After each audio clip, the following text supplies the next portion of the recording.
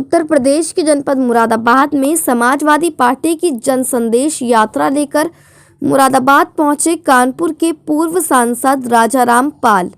बोलते हुए कहा कि 2022 के इलेक्शन में अब समाजवादी पार्टी की सरकार बनने जा रही है। साथ ही कहा कि भारतीय जनता पार्टी सिर्फ और सिर्फ धर्म की राजनीति करती है, लोगों को बांटने का काम करती है, लेकिन अब नहीं चलेगी। जन संदेश यात्रा के संबोधन में मौजूद सभी सिपाहियों के मुंह से मास्क गायब रहे। समाजवादी पार्टी के जिला कार्यालय पर कानपुर के पूर्व सांसद और सपा नेता राजा रामपाल जन संदेश यात्रा लेकर मुरादाबाद पहुंचे और बतौर मुख्यमंत्री के रूप में शामिल हुए। मुरादाबाद पहुंचे राजा रामपाल ने कहा कि भारतीय जनता पार्टी को और कुछ नहीं दिखता है, वह सिर्फ धर्म के नाम पर लोगों को बांटकर सत्ता में काबिज हुई थी, लेकिन अब उनकी दाल नहीं गलने वाली और 2022 के इलेक्शन में समाजवादी की सरकार बनने जा रही है। मीडिया से बात करते हुए उन्होंने आगे कहा कि 2022 के इलेक्शन में जनता को दिख रहा है कि उत्तर प्रदेश का विकास सिर्फ समाजवादी पार्टी की सरकार ही कर सकती है, क्योंकि अभी तक भारतीय जनता पार्टी ने सिर्फ लोगों को ठगने का काम किया है। तो वहीं गौर करने वाली बात यह रही कि आयोजित कार्यक्रम में सभी समाजवादी पार्टी के नेताओं के मुंह से मास्क ही गायब नजर आया। जहां एक और देश की और प्रदेश की सरकार कोविड-19 प्रोटोकॉल को अपनाने की बात कह रही है, तो वहीं समाजवादी पार्टी के नेताओं ने अपने मुंह से मास्क ही गायब करके ये सिद्ध कर दिया कि किसी में भी कोरोना का खौफ नहीं है। मुरादाबाद से परवेज अंसारी की रिपोर्ट। 2024 में यही उम्मीद होगी कि मोदी जी को भी यहाँ से 9-2-11 किया जाए और यही समाजवादियों की संघर्ष के आदि है, इसलिए समाजवादी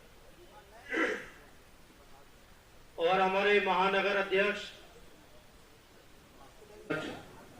भाई मोहसिन खान साहब से कि वे आए और अपने ख्यालात का इजहार करें।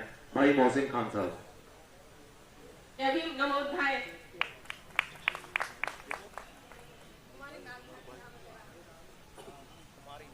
नहीं है और उसको छुपाने के लिए जो आज तक उसने किसी के लिए करता है, मैं सभी का खैर मकदम करता हूं, स्वागत करता हूं। मुरादाबाद आए थे, उसी दिन 1 बजे दिल्ली रोड पर एक व्यक्ति का अपहरण किया गया।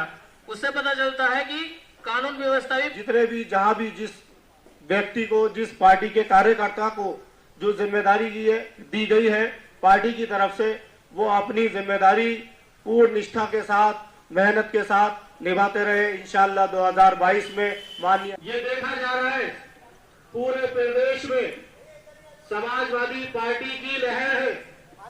जनता बीजेपी के झूठ को समझ चुकी है और भाइयों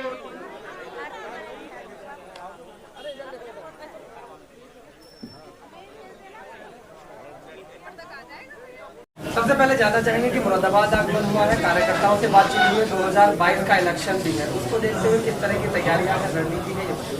हमें लगता है अगर कोई तैयारी में 2022 के चुनाव में अगर कोई दिखता है, सड़क पर दिखता है, कोई सदन से लेकर सड़क तक दिखता नजर आता है, तो समाजवादी पार्टी का संगठन और समाजवादी पार्टी दिखती है।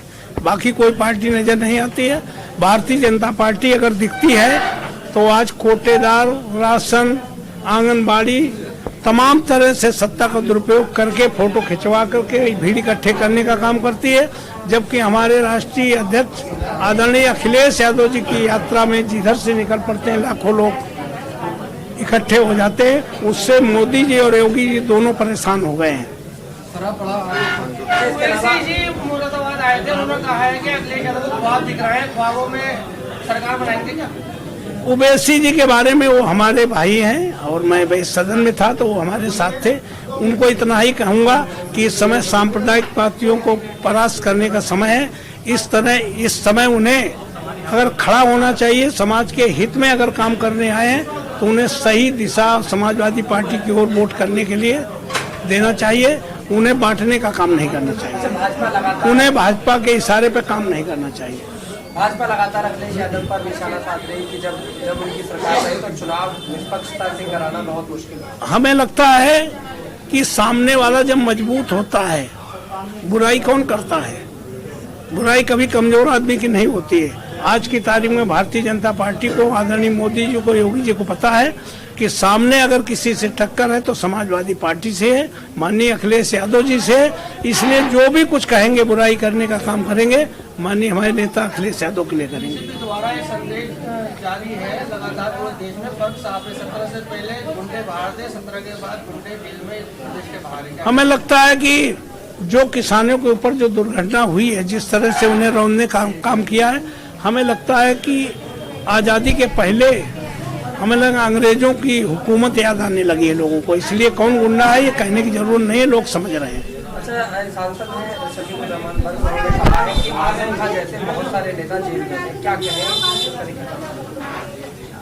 भारतीय जनता पार्टी आजम खां या हमारे और तमाम साथियों को जेल में डालकर समाज को भयभीत करना चाहती है, लेकिन ये समाज डरने वाला नहीं है। ये समाज जेल जाने से डरने वाला नहीं। जब अंग्रेजों से नहीं डरे तो इनसे भी सांप्रदायिक ताकतों से डरने वाला नहीं है।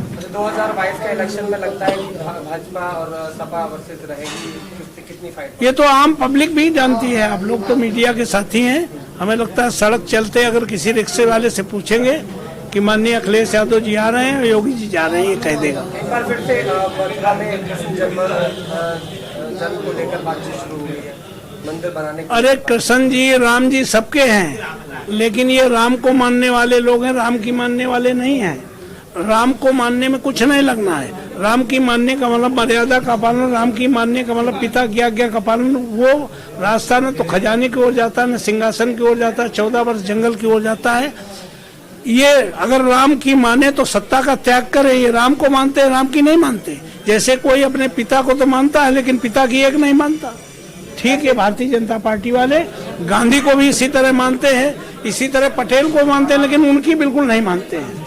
ऐसे वक्त मथुरा को लगातार बातचीत, अब ये किसी भी तरह के, अब ये मोदी और योगी के किसी तरह के झांसे में आने वाली पब्लिक उत्तर प्रदेश की नहीं है। वो खूब समझ चुकी है, देख चुकी है। अब 2022 में अगर उससे कोई आशा उम्मीद दिखाई पड़ रही है तो इस देश की आईन, लोकतंत्र को बचाने के लिए, संविधान को बचाने के लिए सीधे सीधे समाजवादी पार्टी और साइकिल देखने का काम कर रहे हैं। एक अंतिम सवाल, यूपी में लगातार टैक्स को लेकर रेड बढ़ रही है, क्या कहना चाहिए? देखो, ये हमारे नेताओं को या हमारे नेताओं के करीबियों को परेशान करने की नीयत से कि ताकि नेता डर जाए, रुक जाए, लेकिन हम न डरने वाले हैं न झुकने वाले हैं। अब हम तो मुंह तोड़ जवाब देने के लिए सड़कों पर उतर आए हैं, इसलिए हम डरने वाले नहीं हैं।